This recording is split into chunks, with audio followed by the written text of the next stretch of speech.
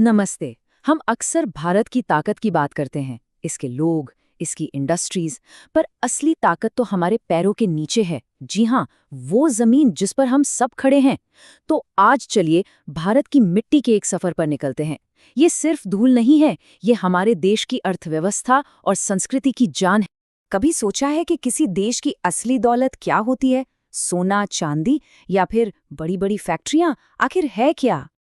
असल में जवाब तो हमारे पैरों के ठीक नीचे ही है, मिट्टी।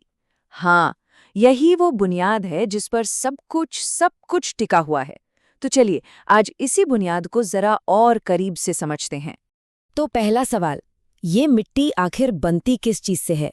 देखिए, ये समझना बहुत जरूरी है कि मिट्टी सिर्फ धूल का ढेर नहीं होती।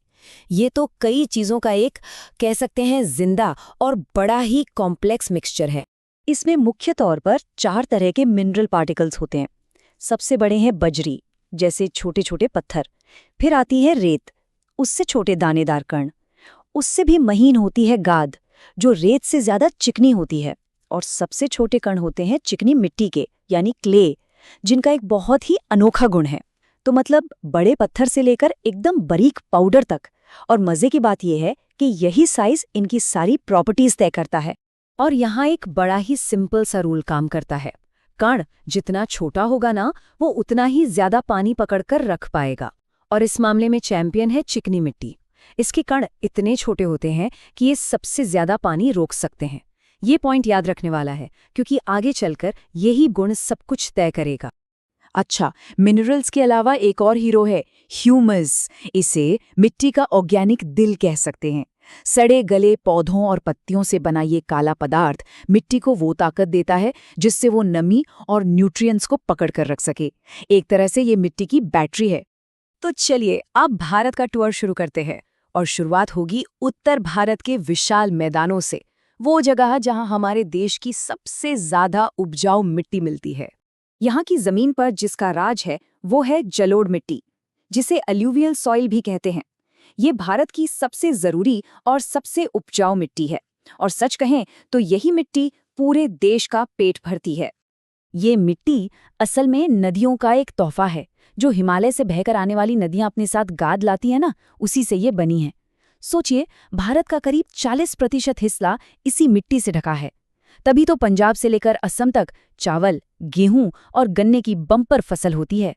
हाँ, इसके भी 2 टाइप हैं। नई वाली उपजाऊ मिट्टी को खादर कहते हैं और पुरानी वाली को बांगर। चलिए अब उत्तर से सीधा चलते हैं दक्षिण की ओर, दक्कन के विशाल पठार पर। ये एक ऐसा इलाका है जो लाखों साल पहले हुए ज्वालामुखी विस्फोटों से बना है। और यहाँ की पहचान है काली मिट्टी, जिसे रेगुर मिट्टी भी कहते हैं। और जैसा कि नाम से ही जाहिर है, इसका एक बहुत खास रिश्ता है कपास से।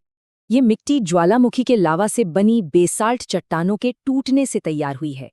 इसकी सबसे बड़ी खासियत है पानी को सोख कर रखने की जबरदस्त क्षमता।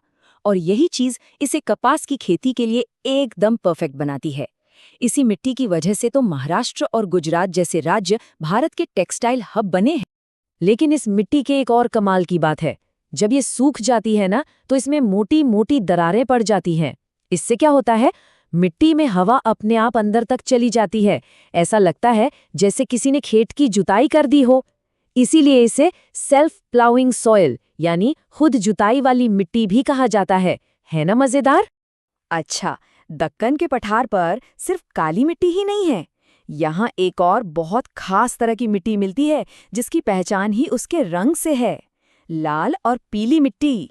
इसका लाल रंग इसमें मौजूद आयरन ऑक्साइड की वजह से होता है। और जब इसी मिट्टी में पानी मिल जाता है, हाइड्रेट हो जाती है, तो ये पीली दिखने लगती है। हाँ, ये मिट्टी बहुत ज्यादा उपजाऊ नहीं होती, इसलिए इस पर बाजरा जैसी मोटी और मजबूत फसलें उगाई जाती हैं, जिन्हें पानी की भी कम जरूरत पड़ती है। चलिए अब हमारी यात्रा उन इलाकों की तरफ बढ़ती है जहां मौसम एकदम एक्सट्रीम होता है, मतलब बहुत ज्यादा गर्मी और साथ में मूसलाधार बारिश। ऐसे मौसम में जो मिट्टी बनती है उसे कहते हैं लैटेराइट मिट्टी। यहाँ होता क्या है कि भारी बारिश की वजह से मिट्टी के जो पोषक तत्व होते हैं वो धुलकर बह जाते हैं, जिसे लीचिंग कहते हैं। तो ये खेती के लिए उतनी अच्छी नहीं रहती। लेकिन यही माहौल चाय, कॉफी और काजू जैसे बागानों यानी प्लांटेशन क्रॉप्स के लिए एकदम परफेक्ट होता है, जैसा हमें केरल, कर्नाटक और नॉर्थ ईस्ट में देखने को मिलता है। और इस मिट्टी का स्वभाव भी मौसम की तरह ही बड़ा एक्सट्रीम है। जब ये गीली होती है तो मक्खन जैसी नरम हो जाती है, लेकिन सूखने पर एकदम ईंट जैसी सख्त। इतनी सख्त के पुराने जमाने में इससे घर बनाने के लिए ईंटें बनाई जाती थी। तो चलिए, अभी तक जो हमने देखा उसे फटाफट से रीकैप करते हैं। देखिए, जलोढ़ मिट्टी सबसे ज्यादा उपजाऊ है, अनाज और गन्ने के लिए बेस्ट। काली मिट्टी पानी सोखने की अपनी जबरदस्त क्षमता की वजह से कपास के लिए एकदम सही है। लाल और पीली मिट्टी कम उपजाऊ है, तो इस पर बाजरा जैसे मोटे अनाज होते हैं। और लैटेराइट मिट्टी भले ही कम उपजाऊ हो, चाय और काजू जैसे बागानों के लिए बिल्कुल सही है। मतलब हर मिट्टी की अपनी एक खासियत है, अपनी एक जगह है। भारत की मिट्टी की ये डाइवर्सिटी जितनी कमाल की है ना, उतनी ही नाजुक भी है। और आज ये एक बहुत बड़े खतरे से जूझ रही है, जिसे कहते हैं सॉइल इरोजन, यानी मिट्टी का कटाव। और ये एक झटके में नहीं होता, इसके 4 स्टेप्स हैं। सबसे पहले बारिश की बूंदें मिट्टी के कणों को अपनी जगह से हटाती हैं। फिर पानी की एक पतली परत पूरी की पूरी उपजाऊ टॉप लेयर को बहा ले जाती है। इसके बाद जमीन पर छोटी छोटी नालियां बनने लगती हैं और आखिर में यही छोटी नालियां बड़ी बड़ी खाइयों में बदल जाती हैं और पूरी जमीन को बर्बाद कर देती हैं। ये जो आखिरी स्टेज है ना, जहाँ छोटी छोटी नालियाँ गहरी खाइयों या रवीन्स में बदल जाती हैं, उसे कहते हैं गली इरोजन।